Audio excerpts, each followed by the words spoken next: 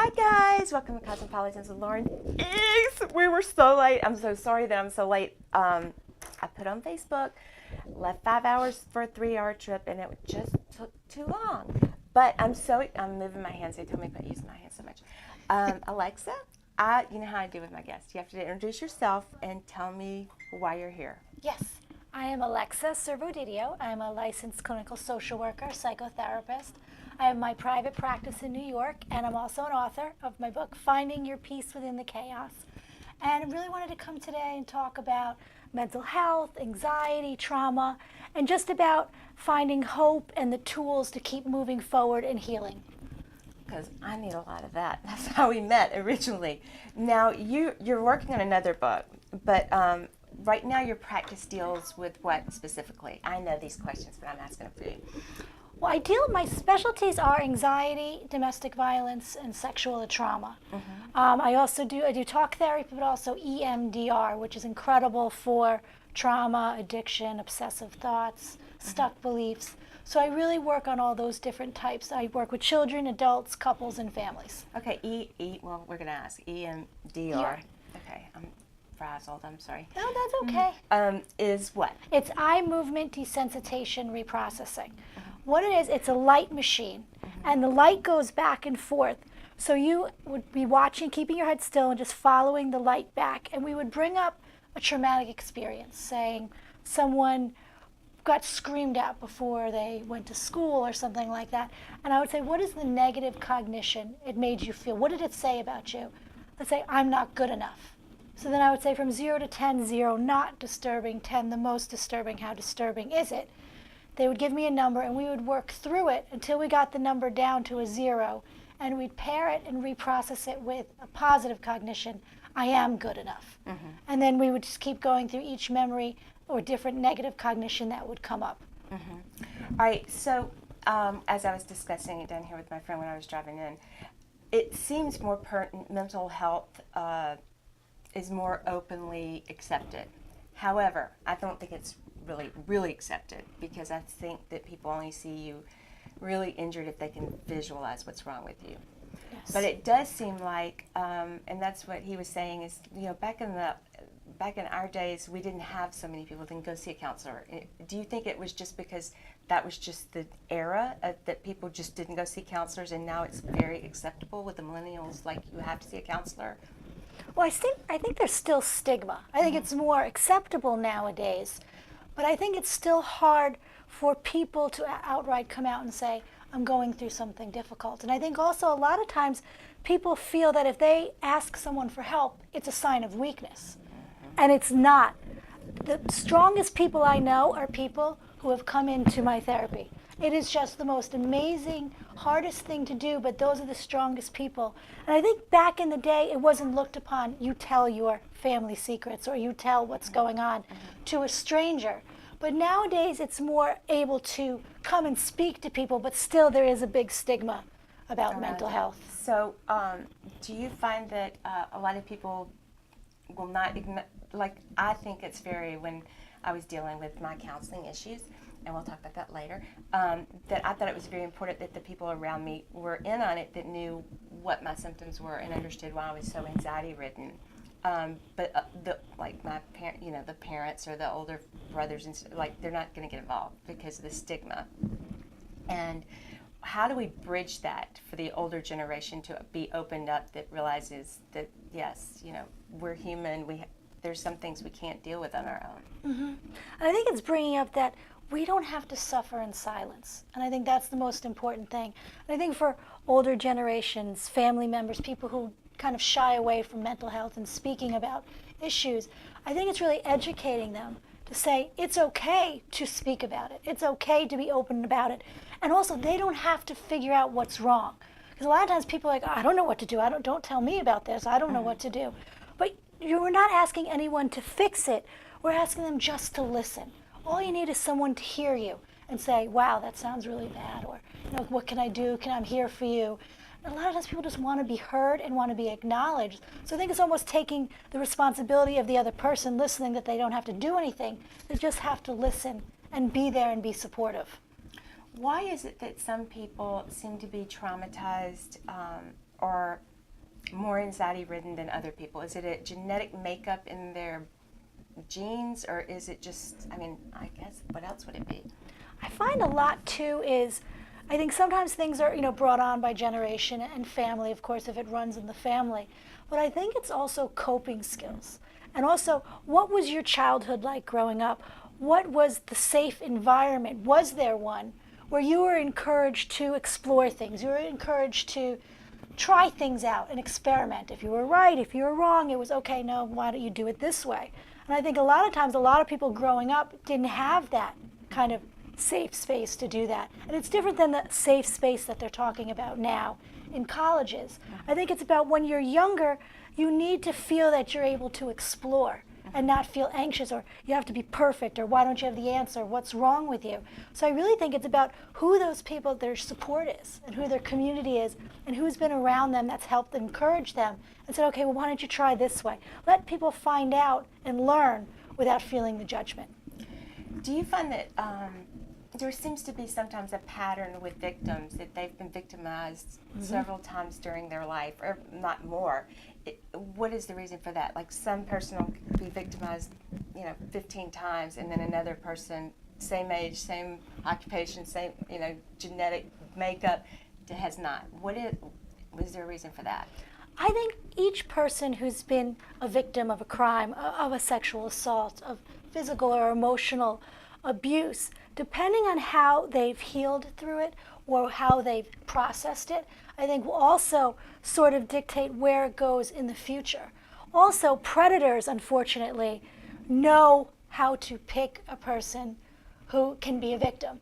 Is that something they learn, or they know? It's innate? Grooming. Well, first of all, a lot of times there was a study that sexual predators could look in a classroom, not speak to one child, just look from a distance, and they could pick the few children that they could groom, that they could approach, that they would know that looks maybe not have any confidence, or they could get away with stuff. Heads down. And they could get away with it, or they could tell them the things they wanted to hear in order to gain their trust. So I think a lot of times with people who've been victimized, a lot of times if they don't get help, or if they blame themselves and they don't speak about it, they walk around thinking, what's wrong with me?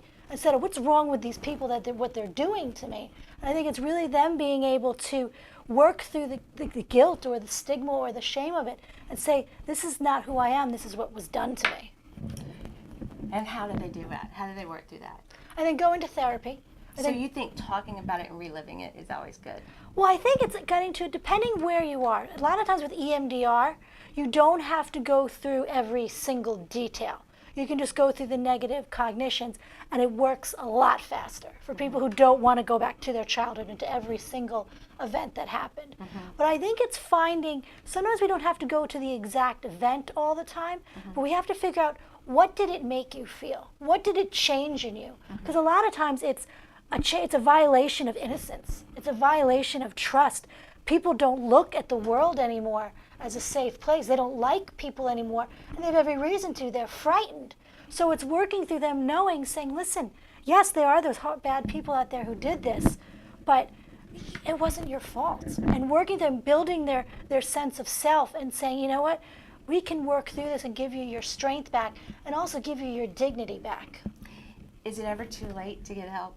Absolutely not. Absolutely not. I mean, if you, at 50 or so, would you have really reached the pinnacle of really getting help? I mean, you just kind of figured out how to cope, your coping skills have already been developed? No, I really don't believe that. And a lot of my clients in my practice, I deal with very high trauma, high risk, complex trauma, where it's been, about 9 to 10 different sexual assaults. There's been addiction, there's been physical abuse, there's been all this from childhood to adulthood. And I've seen people, it's just so amazing, come out of it after a couple of years of therapy, finally find out who they are and have that strength. I have someone who went to school for the first time, went to college, is graduating, is singing on national stages, is talking to people, is like able to find her voice, because so long she was invisible and had no voice. So now that she has her voice, she's able to talk about it. And now she's working with young children who've been abused to be able to identify and also help them to find their voice. Well, what do you find is the most difficult to address? Is it reading your book, I learned about the self-harming and a lot of sexual abuse victims you can identify from their actions, I guess. The depression, self-harming, the lack of, hygiene, stuff like that. What are something that we should be looking in our children, our wives, or our best friends? Yes, I always say look for the cutting behaviors. And it's not always suicide. So I think a lot of times, they do it enough times, unfortunately, that it could be a suicide attempt. But cutting is usually about trying to gain control of not feeling in control, or being able to control what you feel. Because a lot of times, if people have been sexually abused a lot, they can't feel anymore because they keep shutting down and dissociating when these things happen. So being able to control what they feel. I think it's also important to look at your loved one. How is their body image? And I think it's a lot of times I find also in young men too, eating disorders. A lot of times there could be anorexia, there could be binging and purging. And a lot of that, again, is controlling the body. It's finding some peace with all of stuff is going on. And also being able to say how people look at you. Because if you gain a lot of weight, sometimes that'll be more of a barrier where people might not assault you, they believe. A lot of times people will do things like that. And I think it's really, are your loved ones doing what they usually do? Are they not enjoying activities anymore? Are they getting rid of their loved possessions? Are they just not excited about life anymore? And I think those are really huge warning signs to be looked at.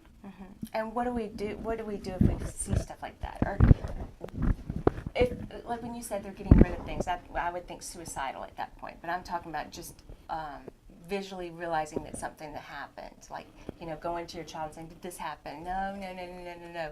And it may take a year to pull it out. So what are the steps on that? Do you just confront them and think, "I believe this happened," or do you just have to wait? I think it's if you could before that, have a dialogue before you realize, something might be going on. And I know it's really hard and everybody's so busy these days, but I think it's important. That's another reason why I did this book, is there's a lot of hard topics out there.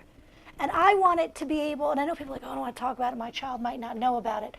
Unfortunately, children in 3rd grade know about the heroin addiction. They know about cutting.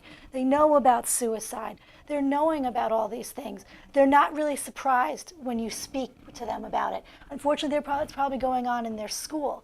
So I think it's having that dialogue, but also maybe having a safety plan. And they might not be able at first to say something's wrong, because they might not even know it was wrong. A lot of times people say, "Well, I did something, but maybe it was my fault." No. I think it's saying, "You know what, no, this is how it is," and just educate them. And also, I know a lot of people don't like this. I say look at their social media. Look at their social media, look at their friends, look at what they're looking at, because I have a lot of young clients that come in, and what they're watching on YouTube and what they're watching on the social media is the most horrific thing. I mean, these things where people are harming each other, and these are supposed to be cartoons, and they're sexually assaulting each other, they're doing these things.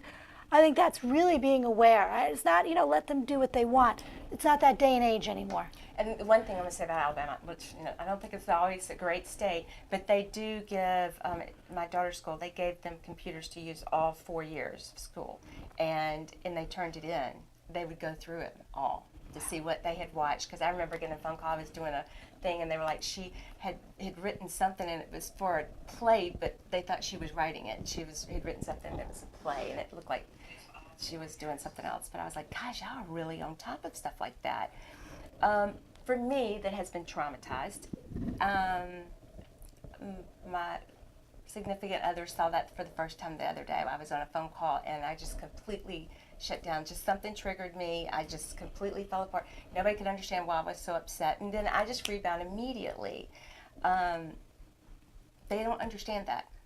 And I don't know how to, or, I don't understand sometimes when my friends go through things, and I don't understand why some people don't get upset.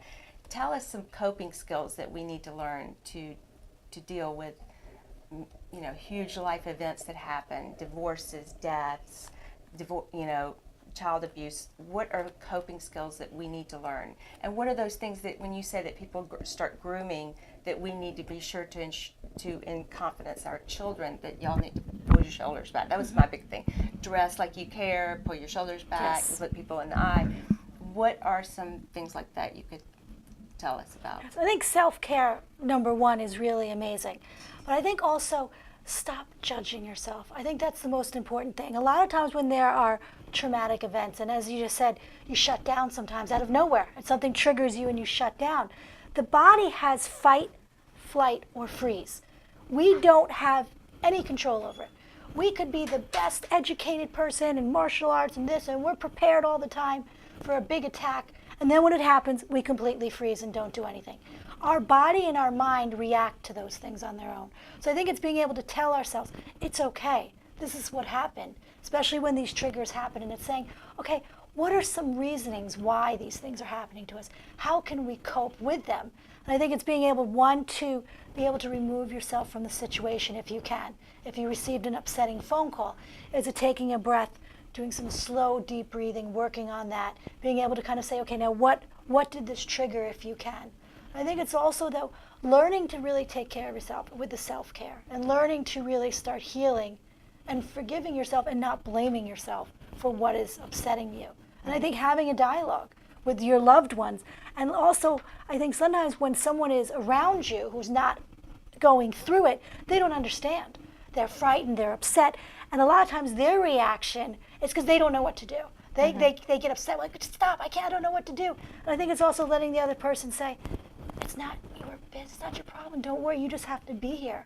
And I find a lot of times when I tell people who haven't gone through a traumatic experience or severe anxiety, what it would be like is if we were sitting in the studio right now. Yeah, that's what I wanted you to describe. Yes, and the building is falling down.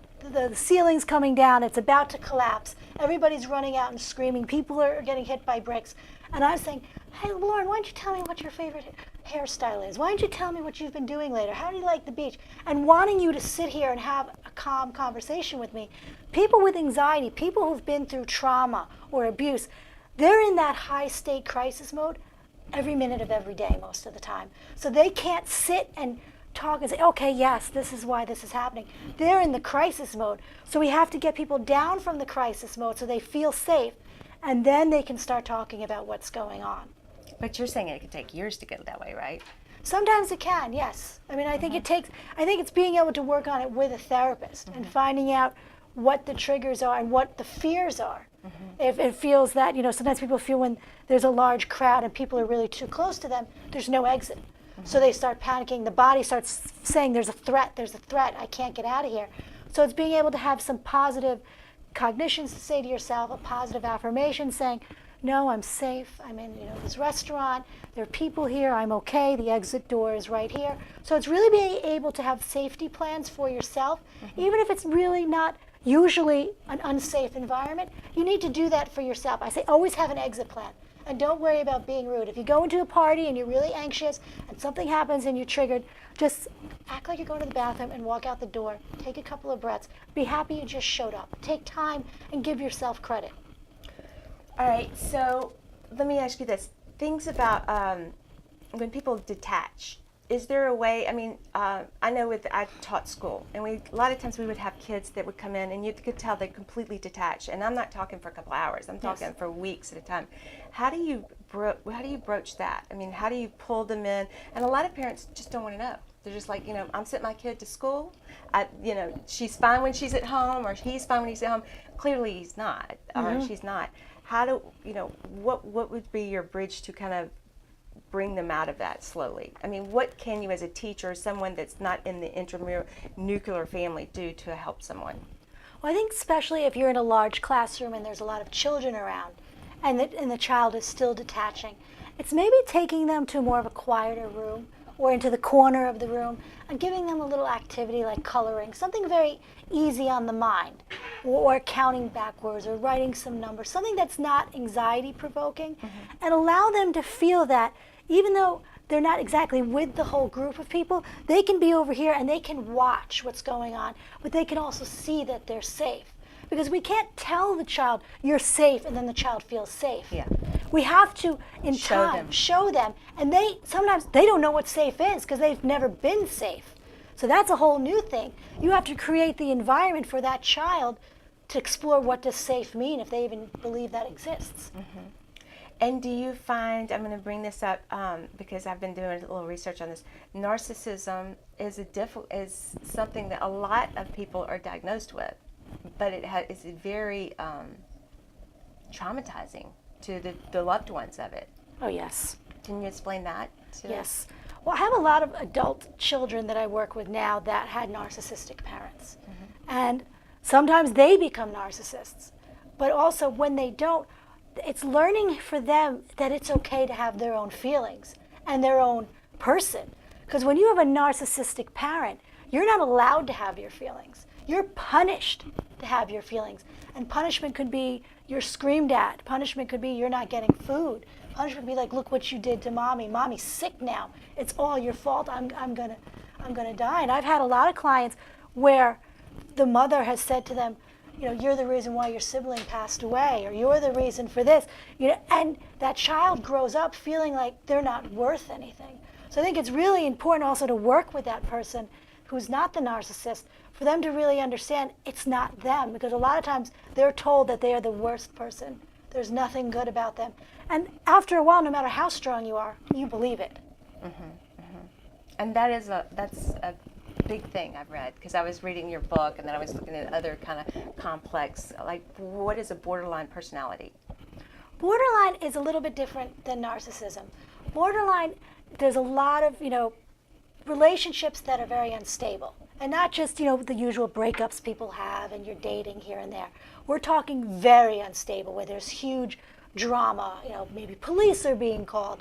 There's suicide attempts. Everything is always such a big problem. And also, it's always kind of a life and death situation. And a lot of times what they will do is they will have, no matter what they do, it's all about their fear about being abandoned. So the boundaries that are usually there between regular people are not there with borderlines. And a lot of times why they're so dangerous at times is because they can make up some really serious stories about other people in order to get attention, because they want the attention. They want to feel like I'm the victim, and they want someone to take care of them, because their biggest fear is about being abandoned. Meanwhile, they're pushing everybody away, so who would want to be with them? Right. So what are in our society now, what is the biggest things that you see as a problem for our society? Or one is that we don't recognize mental illness in soldiers. We don't recognize that. So what would you say is our biggest straddle that we have? I think a lot of times is when people are in relationships, or they're looking for dating, and I'm talking all day from teenagers to adolescents to 20s to 60s or 70s. Try to look at the other person and hear what they're saying. That's who they are. A lot of times people, no matter what they've gone through in their life, will make up their own narrative. Will say, oh, well, if I do this, this person will be so much better. And they put up with things that normally they shouldn't. So they stay in relationships that are very toxic to them and very dangerous. Why is that? A lot of times is they sometimes don't feel good about themselves. Okay. Especially if they've had a narcissistic parent. Or there's been alcoholism or drug abuse in the family, or one of the parents was a rager. So they're used to everything being absolutely horrible. And the next day, everybody wakes up like nothing happened. So I never have gotten that. Like I'm always like, for 4 days, I'm like, "Arr!" And then everybody else is like, oh, yeah. And that's what happens. And then people are kind of like, they get used to, they start becoming their tolerance of bad behaviors through the roof. So they start putting up with that. And I think it's people being able to know when to walk away. And I think so many times seeing the signs of abuse, seeing the signs of trauma. What are those signs? Because a lot of us don't know. If you did, you would have read the book by now that you saw. But what are some of the signs? For abuse. I think it's, people isolating.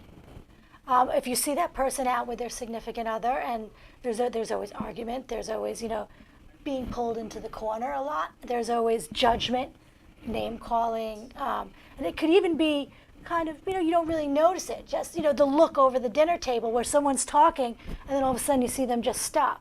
Sometimes people don't have to scream to scare the other person. They just have this look, or they tap on the table, and you see the other person cowering, or you see them really feeling nervous. I think it's really watching how people interact with each other. Do you see, I had an event where I could have gone to the police and taken more action, but I chose, whereas everybody wanted me to, but I just didn't want to endeavor. I didn't want to go through, I feel like what we had said before, you're kind of this fight or flight, and I just, once I get to a happy place, I just don't want to upset that anymore. That's why I'm so laid back. I know we were driving here. I was a little tense driving here, but I mean, I don't get wound up about little things. It takes a lot to get me upset. And everybody's saying I was wrong for that. But I think mentally healthy for me, I don't think I was strong enough to go through an endeavor of such a magnitude, to be torn apart. Well, I think it has to be the person's choice. Does it work for you? It all has to be about you. And I think a lot of times, people care and everyone kind of gives you advice and things like that, but only you really know yourself and know what will work for you. And I think it's you saying, are you okay with your decision? What is that closure for you? Does that work? Because I work with a lot of clients who've had sexual abuse when they're younger. And sometimes we write a letter to the person, sometimes they mail it, sometimes the person's not alive anymore. But I think it's working through, and only time will be able to tell if that's closure for you. Sometimes it's not what everybody thinks it has to look like. And I think I'm jumping around because we have limited time today. But don't you think with the way things are now, with the high international debates and the religious debates, the presidential debates, people don't have enough money to even get the medicines that they need, and so they're turning to alcoholism or marijuana or something like that. What do you see as an outcome? I mean, what is their best way to overcome the issue that we have a lot of people with mental health issues but that do not have the income or to get the pharmaceuticals or even go to counseling, or even have they can call crisis. Well, some people just don't even have a phone. Like if you're that bad off, you don't even have a phone. So, and these are the people that that fall victim to crime or the perpetrators. So I'm not asking you to solve the world problems, but what is your idea on that? Well, I think also is to see if you can find a therapist that takes a sliding scale. And that's important because there's a lot of them out there. I'm one of them.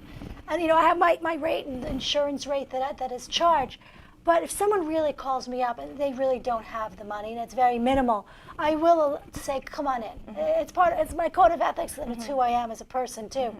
And I think also I found a lot of times Medicare, Medicaid isn't just for elderly over 55. Now Medicare is for younger clients. I have some clients that are 25 that have Medicare, and they pay for transportation, they do medication, they do everything. So I think it's being able to research it. Find a place where you can get a case manager, even if it's social services, your local social services. Get a caseworker because they will research all of this because I did it many, many years ago when I was a caseworker, and it's difficult. Try not to do it on your own. Get a caseworker so they can help you do all of that. And I think be aware of the self-medication. The self-medicating, I get it and I understand, and it's a way to get through crisis, but it's really not the long-term answer. Your second book, you're writing a second book. Was I supposed to say that out loud? Yes, yes. I did. Okay, tell me about your second book. My second book is Your Walk in Life. And what this is going to be the way I do therapy. A lot of my clients have started coining phrases and different ways that I do therapy. And they said, you need to write a book. And I wanted to really bring it to people who might not be in therapy, who might not be ready to go to therapy, but start to understand the different steps. And I think also to give people hope. No matter what you go through, there's always a light at the end of the tunnel. I mean, there's always something, I promise you. It might not be exactly what you think it would look like, but I think it's being able to be flexible to do that.